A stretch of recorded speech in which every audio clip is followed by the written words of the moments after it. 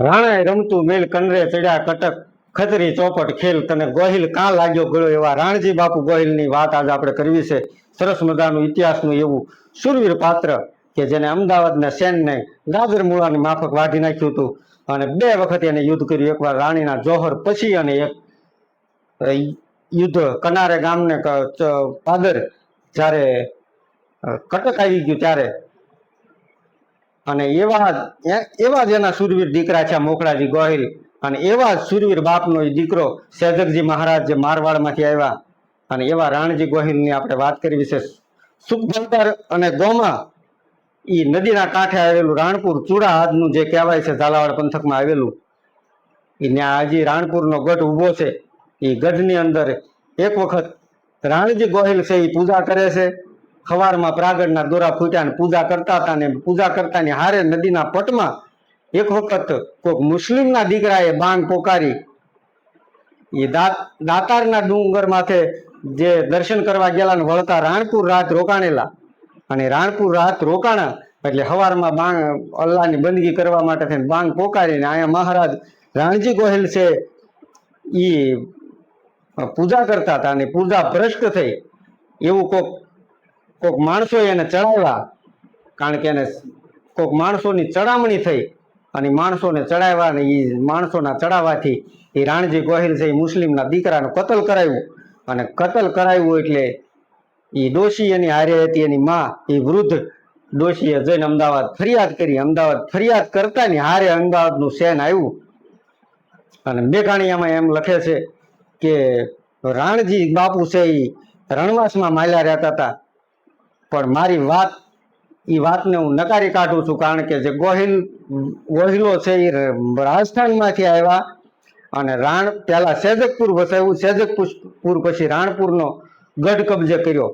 અને વિચાર કરો, એ પંથકમાં ગોહિલોની આણ વરતતી હતી, એવો પંથક કબજે કર્યો હોય એ કોઈ દિવસ રણવાસમાં માલતા ન હોય. આવો શૂરવીર યોદ્ધો જે મોતને વાલું કરી લે એવા શૂરવીર યોદ્ધા કોઈ દી રણવાસમાં માર્યા નહીં. કારણ કે જે તે સમયે જે લખાણું હોય એને મુબારક, એ વાતને હું નકારું છું. પણ સત્ય વાત તો એ છે કે એને રાણજી ગોહિલોનો એવો શૂરવીર યોદ્ધો હતો કે જે અમદાવાદની સામે આફેડો, અને એવા જ શૂરવીર બાપનો દીકરો હતો સેજકજી મહારાજ, ને એવા જ એના ઘર લોહીમાંથી પાકેલો મોખડાજી ગોહિલ, જે મોખડા હનુમાન તરીકે જેનું કેટલાય કિલોમીટર સુધી મસ્તક કપાણા પછી પણ ધળ લડ્યું, એવા શૂરવીર દીકરાનો એ બાપ.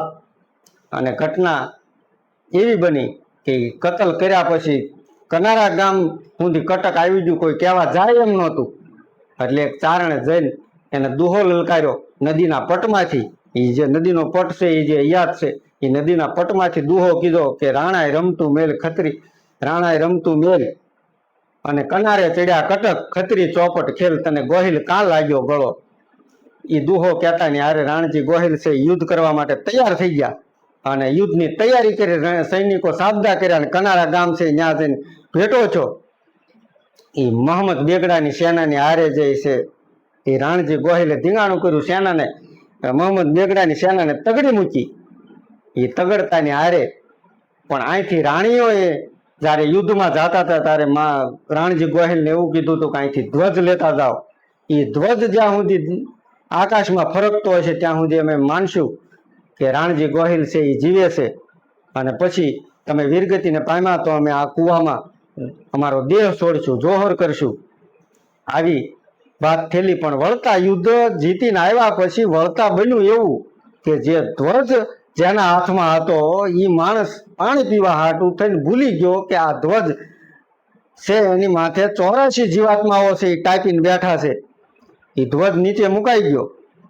મહારાજ રાણજી ગોહિલનો પણ ખ્યાલ ન રહ્યો અને ધ્વજ નીચે મુકાઈ ગયો.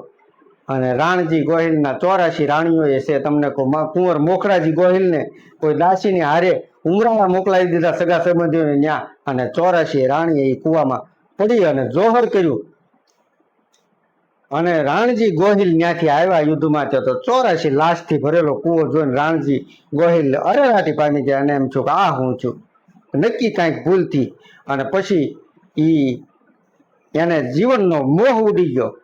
અને પાછું સેન તૈયાર કર્યું ને પાછું મોહમ્મદ બેગડાની સેન નહીં એ વીર પુરુષ પાછો હામો 2 ડગલા હાલ્યો અને આડા ફરી અને સેનની હારે યુદ્ધ કરી અને વીરગતિને પામ્યા રાણજી ગોહિલ.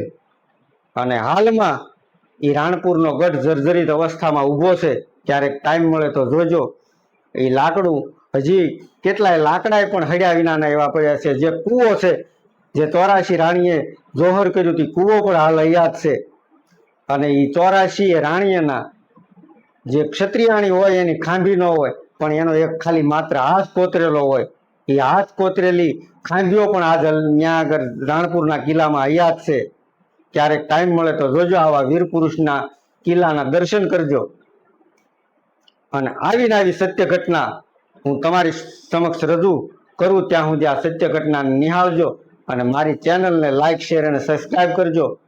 ઇતિહાસની આવી નવી કેટલી ઘટનાઓ જે કાળના પેટમાં દટાણેલી છે એ હું તમારી સામે ઉજાગર કરીશ. ત્યાં સુધી આપણે આ વાતને વિરામ આપીએ છીએ અને મારી ચેનલને લાઈક, શેર અને સબસ્ક્રાઈબ કરજો. સૌને જય માતાજી.